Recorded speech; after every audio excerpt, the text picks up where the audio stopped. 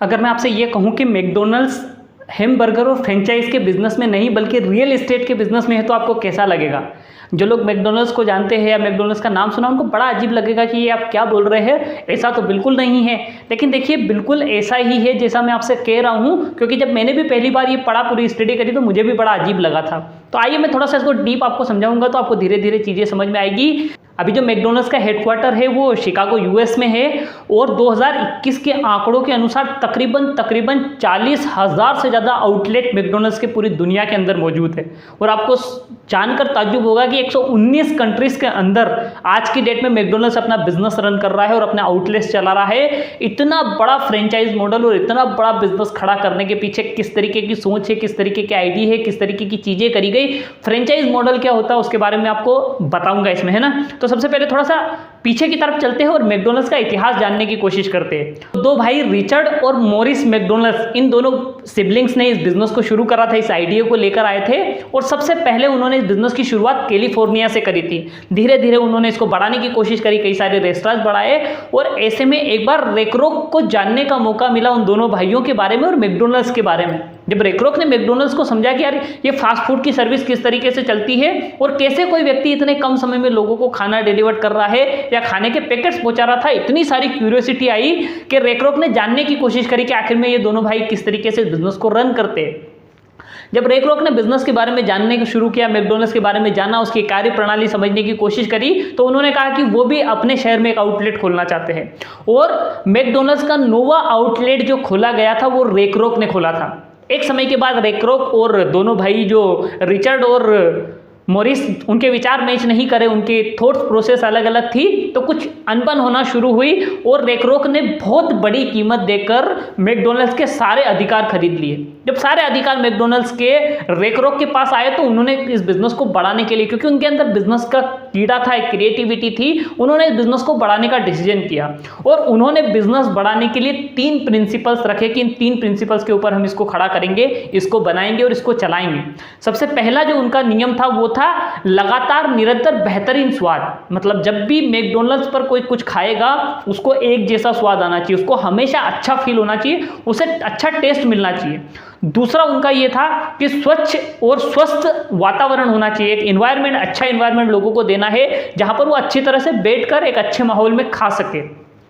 और तीसरा उनका था बेहतर कस्टमर सर्विस, कि भाई कस्टमर को बेहतर से बेहतर सर्विस मिलना चाहिए, कम से कम समय में उसके हाथ में प्लेट्स आ जाए, कम से कम उसको इंतजार करना पड़े, उसको अच्छा एम्बियंस मिले, उसको सर्विस अच्छी मिलना चाहिए। और ये तीनों सिद्धांत के ऊपर जब उन्होंने काम करना शुरू करा, मैकडॉनल्ड्स आउटलेट चल निकले। और इसके साथ उन्होंने जब टेस्ट की बारी आई तो इसके ऊपर बड़ा मेहनत करी, बड़ा काम करा। रेकरोक ने आलू को अलग अलग टेम्परेचर्स पे, अलग अलग कंडीशंस पे, अलग अलग तरीके से, अलग अलग शेप में कई बार तलकर देखा, कई सारे एक्सपेरिमेंट किए और उनका रिकॉर्ड मेंटेन रखा।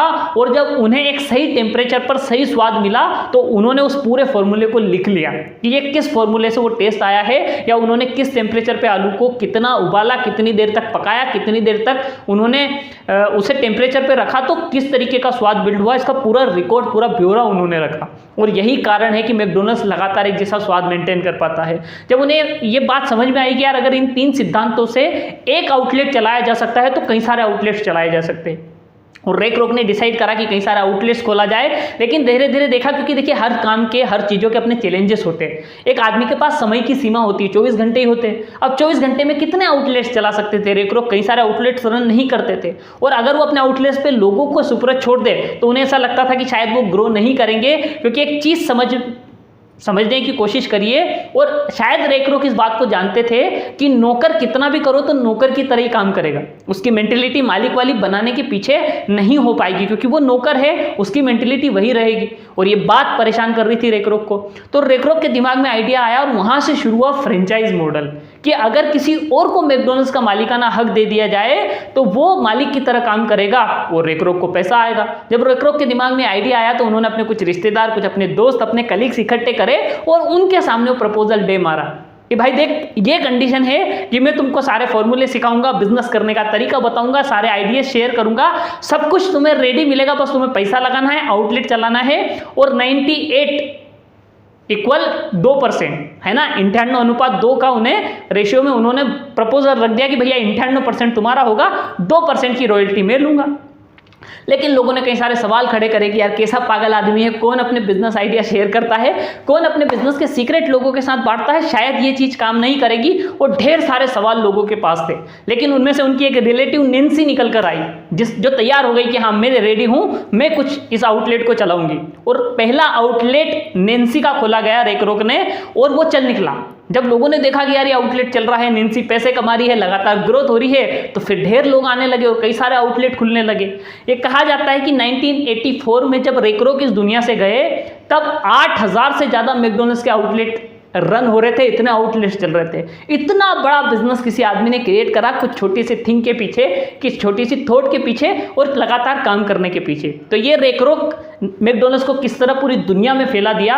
आज देखा जाए तो 40,000 से ज़्यादा आउटलेट 119 कंट्रीज में मैकडॉनल्ड्स के हैं। और पिछले ईयर फाइनेंशियल ईयर की फाइनेंस रिपोर्ट देखें तो तकरीबन $23.4 बिलियन रुपीस रेवेन्यू जनरेट करा है मैकडॉनल्ड्स ने। इतना सारा पैसा बना रहा फ्रेंचाइज मॉडल की वजह से। तो फ्रेंचाइज मॉडल में पैसा होता है, अगर उसे सही तरीके से, सही प्रणाली से, सही आइडिया के साथ उसे पढ़ाया जाए तो उससे काफ़ी सारा पैसा कमाया जा सकता है और आपको एक पैसिव इनकम बिल्ड होती है। अब दूसरी बात कि रियल एस्टेट से आखिर कैसे पैसा कमाता है।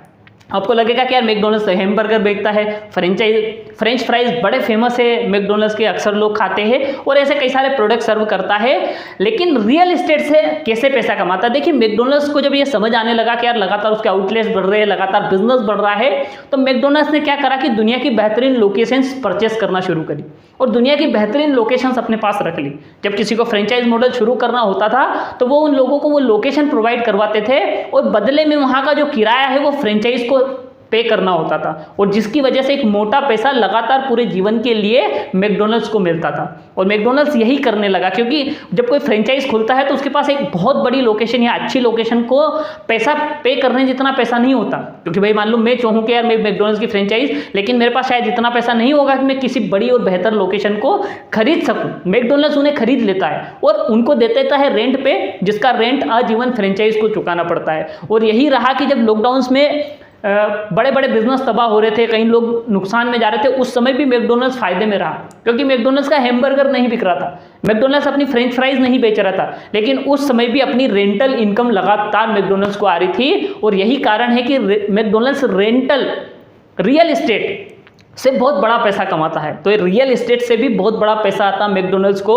अधिकांश लोग सिर्फ बाहर का वो सेटअप देखते हैं फ्रेंचाइज मॉडल का, लेकिन उसके नीचे की जो लैंड है वो भी बहुत बड़ा पैसा कमा के दे रही है। और सबसे बड़ी बात कि उनको किराया तो आ रहा है, लेकिन बड़ी बड़ी और अच्छी अच्छी लोकेशंस होने की वजह से लगातार उस लैंड की, उस जमीन की कीमत बढ़ रही है। उसकी वजह से भी मैकडॉनल्ड्स को बड़ा फायदा होता है कि भविष्य में जब वो सेल करेंगे तो कई गुना ज़्यादा पैसा उसे उस जमीन से भी आने वाला है। तो मैकडॉनल्ड्स के पीछे की हिस्ट्री, कैसे शुरू किया, कैसे दो भाइयों का आइडिया था, उसे रेकरोक ने कैसे बढ़ाया, वही हमने शेयर करा। और किस तरह मैकडॉनल्ड्स रियल एस्टेट से पैसा कमाता है वो मैं आपने आपके बीच में शेयर करने की कोशिश करी। और भी कई सारे ब्रांड्स हैं जिनके बारे में हम आपके साथ शेयर करेंगे, कई सारी चीज़ें, उनका इतिहास, वो कैसे बिल्ड हुए, वो कैसे आगे बढ़े, उन्होंने किस तरीके के आइडियाज़ यूज़ करे, उसके बारे में आपको बताऊंगा। और उससे शायद आपको कोई आइडिया मिल जाए या कोई थॉट आपके दिमाग में आ जाए जिसकी वजह से आपका बिजनेस ग्रो कर जाए। तो ऐसे हमारे साथ बने रहिए, नई नई चीज़ें सीखते रहिए, चैनल को सब्सक्राइब करके रखिए।